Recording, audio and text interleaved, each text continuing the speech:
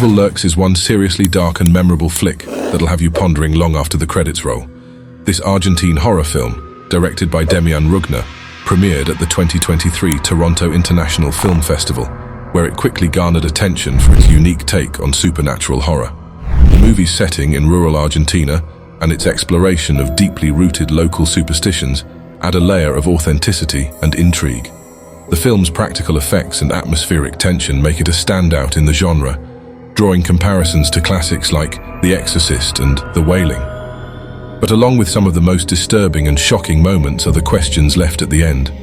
What went down at that school? Where does that creepy spirit go, and how is it all going to affect our main characters? We've waded through the gruesome scenes to find some answers. First off, let's dive into what this movie is all about. It's set in an apocalyptic Argentina when Evil Lurks follows two brothers, Pedro and Jimmy. With bullets shattering the peaceful night, Pedro and Jimmy catch wind of something creepy nearby. Are they brave enough to venture out in the dark?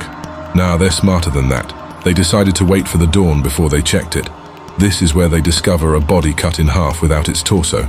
But as for you and me, we can't help but scratch our heads at their nonchalant reaction to finding a half-cut corpse. It makes you wonder if stumbling onto something like that is a regular Tuesday for them. But for now, there are no answers in sight. Still, you can't stop trying to piece together this bizarre puzzle. The bottom half of the unfortunate soul Pedro and Jimmy stumbled upon in the woods belongs to a cleaner. No, not that kind of cleaner.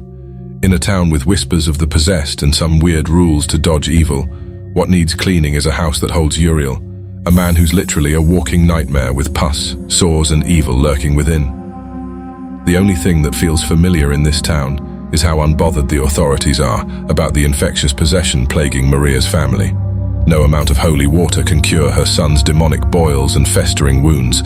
Shooting anyone possessed, that just seems to give the evil an open invitation into the minds of those nearby. As you watch the remaining townsfolk face increasingly horrifying situations, you start to understand why the population in this place is dwindling. What happened to Ruiz and his wife? While Pedro and Jimmy are trying to take a stand against the mistreatment of Maria and her creepy son in a relatively laid-back way, the landlord, Ruiz, can't sit still when a rotten starts causing trouble nearby. Ruiz's impulsive nature becomes clear when he nervously hovers his finger over the trigger, even though he knows he probably shouldn't. He manages to control himself in the moment. But Ruiz is the type of guy who, once he's determined to do something, will find a way to make it happen. Admittedly, their attempt to get rid of the rotten, which looks like something straight out of a horror movie, doesn't go smoothly. Uriel's grotesque, pus-covered body somehow slips off the back of the truck and disappears.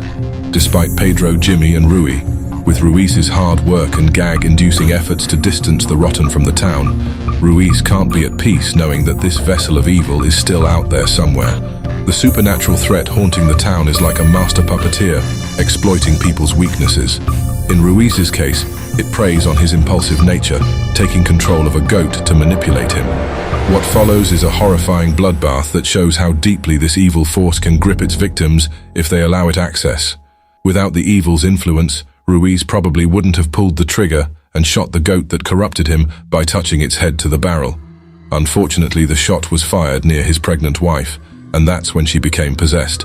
The hope symbolized by the baby in her womb was overpowered by a vicious rage that consumed her. She brutally killed her husband with an axe, an act that could have been seen as a psychotic episode if she hadn't then turned the weapon on herself. The evil is spreading, and with Maria gone, the only two people her other son can turn to are Pedro and Jimmy. In exchange for the shelter he seeks, he has some valuable advice for the two brothers. Never turn on the electric lights when evil lurks. Keeps us guessing about the wicked stuff happening in the nearby towns, which cranks up the suspense to a nail-biting level. But that's not the whole story. Sure, the movie didn't have all the time in the world to flesh out its characters, but it still manages to give us a glimpse into who they are. Take our hero, for instance. He's no angel, and you can tell by the commotion at his ex-wife Sabrina's place when he swoops in to save her and the kids. Sabrina and her new husband, Leo, aren't exactly doubters, but they're more used to dealing with the kind of trouble Pedro brings. The sheer negativity in every nasty word they exchange just fuels the evil, giving it room to spread its dark influence. Nobody, not even Pedro, could have guessed that their family dog would pick up something sinister, go berserk, and tragically harm Sabrina and Leo's little girl. It's a stark reminder of how people leave themselves vulnerable to more menacing threats when they can't battle their inner demons. It's no surprise that this sinister force thrives on negative emotions. While it's frustrating for Pedro to see Leo succumb to grief and anger breaking the no firearms rule to deal with the possessed dog, he also recognizes when it's time to walk away from someone beyond help. Pedro's so numb to loss and chaos that he doesn't even bother trying to snap Sabrina out of her delusion. When her deceased daughter mysteriously returns, nothing speaks to familiarity with the relentless nature of evil more than watching him drive off with his kids while a possessed Leo crashes into Sabrina with his car. The spooky thing that hangs over Pedro and Jimmy's cursed town is its mysterious lore. No one really knows what it's up to or if it even has a plan. But one thing's for sure, the whole town, and even the nearby city, are scared of the evil that's lurking around. The only one who seems to take it all in stride is Pedro and Jimmy's mom, who's lived with it for so long that she's started to downplay it a bit. But here's the twist. Instead of making the grandma the superstitious one, it's Pedro who's worried. He's seen some weird stuff and he's more concerned about keeping his son Santino safe. And if that's not enough, his other son, Yair, is acting all jumpy as they head into the city, adding even more stress to Pedro's plate when Evil Lurks keeps reminding us that this evil is all around. Like the air they breathe and their hidden thoughts.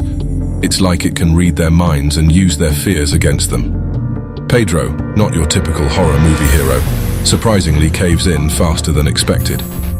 While Yair's quiet warnings about the evil go unnoticed, Pedro takes a risky call from someone pretending to be Sabrina.